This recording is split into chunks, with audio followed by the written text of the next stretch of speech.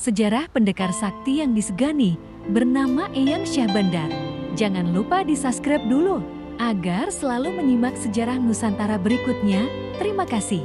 Assalamualaikum warahmatullahi wabarakatuh. Pendekar asal Pagaruyung yang disegani di Tatar Pasundan, Kecamatan Wanayasa merupakan salah satu wilayah di Kabupaten Purwakarta yang menyimpan segudang cerita masa lalu.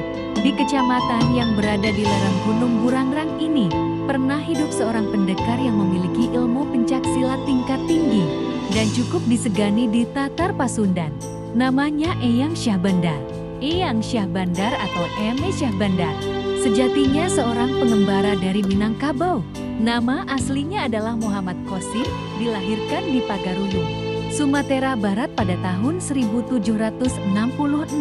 Pada masanya, pasangan Eme Syahbandar dan istrinya yang bernama Nyi Raden Kendan atau Eyang Bubung adalah pasangan pendekar silat yang sangat disegani. Sayang, pasangan pendekar ini tidak dikaruniai putra. Budayawan Purwakarta Budi Rahayu Tansah mengatakan, berdasarkan beberapa sumber sejarah persilatan yang didapatnya, Eme Syahbandar datang ke Tanah Jawa karena terusir dari kampung halamannya di Pagaruyung. Penyebabnya adalah karena dia telah mengajarkan silat kepada masyarakat awam atau pemuda dari golongan rakyat biasa. Konon, dalam tradisi Minangkabau saat itu, silat merupakan seni kemampuan bela diri yang hanya boleh dipelajari dikuasai oleh kaum bangsawan kerajaan dan kalangan masyarakat tertentu.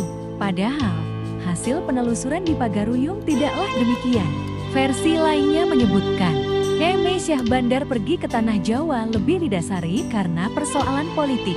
Dia mengasingkan diri dari Pagaruyung karena diduga terlibat konflik dengan penguasa VOC di daerahnya yang memerintah dengan cara sewenang-wenang.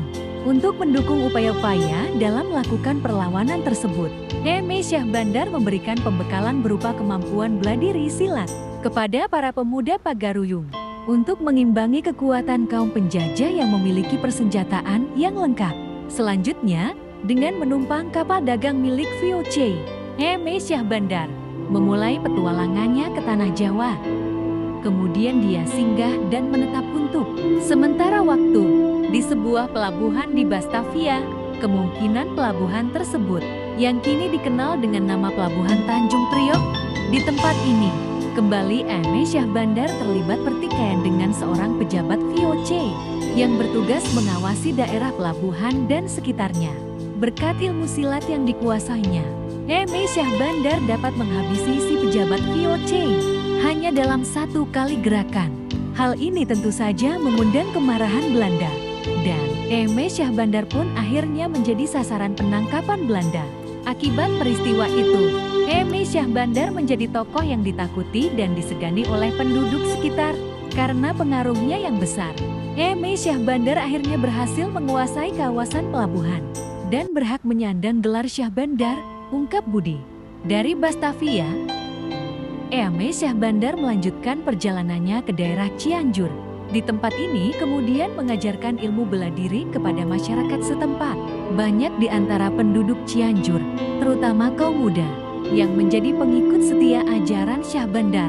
Maka tak heran, setelah wafatnya Eme Syahbandar, di daerah Cianjur terdapat beberapa petilasan sebagai bentuk penghormatan dari para pengikut setia ajarannya. Dari Cianjur, Eme Syahbandar sempat bermukim di Sindangkasih, kemudian pindah ke Wanayasa. Menurut sumber-sumber di Wanayasa, hal ini karena mengikuti ajakan sahabatnya yang juga dikenal sebagai ahli silat, yakni Raden Jibja. Bahkan akhirnya Eme Syahbandar menikah dengan adik Raden Jibja, yakni Nyi Raden Kendan Eyang Bubung. Tidak diketahui kapan persisnya tokoh Syahbandar ini mulai menjejakkan kakinya di Wanayasa. Namun yang pasti, di daerah ini pun banyak penduduk yang berguru kepada Eme Syahbandar. Ajaran silat Syahbandar tidak hanya terdapat di Wanayasa atau daerah Cianjur, melainkan menyebar dan berkembang ke daerah lain. Di Jawa Barat, beberapa hal yang menjadi ciri khas ajaran Syahbandar ini, di antaranya adalah adanya persilatan jurus 5 alias gaya Syahbandar. Jurus ini dikenal dengan beberapa nama, antara lain Lengkah Opat Langkah 4, Lompang 5 Jalan 5, gerak opat kalima panser, gerak asror, gerak panca tunggal, dan lain-lain. Meski terkesan sederhana, gaya silat Syah Bandar ini terbilang cukup unik. Dikatakan unik karena selain relatif mudah untuk dipelajari, jurus Syah Bandar ini ternyata mampu menjaga orisinalitasnya dari pengaruh-pengaruh aliran silat yang lain, terutama di Wanayasa. Keunikan tersebut, menurut para pengikut ajaran Syah Bandar di Wanayasa biasa disebut dengan istilah ulin Wanayasa. Tentu saja, ulin Wanayasa ini sulit ditemukan di daerah lain, karena diciptakan Eme Syah Bandar ketika dia sudah bermukim di Wanayasa. Di Wanayasa, Eme Syah Bandar mempunyai banyak murid, di antaranya Eme Wekling.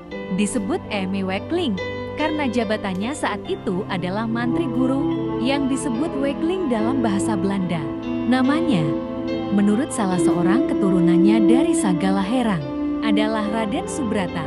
Eme Syah Bandar meninggal dunia di Wanayasa dalam usia 114 tahun, yakni pada tahun ke-1880.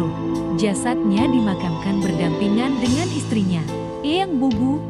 Makam Syah Bandar berada di kompleks pemakaman umum di sebelah barat Pasar Domba Desa Wanayasa.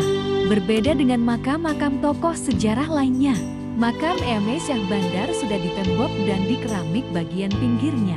Selain itu, tak jarang lokasi ini menjadi tempat ziarah, terutama mereka yang kini masih melestarikan seni bela diri pencak silat.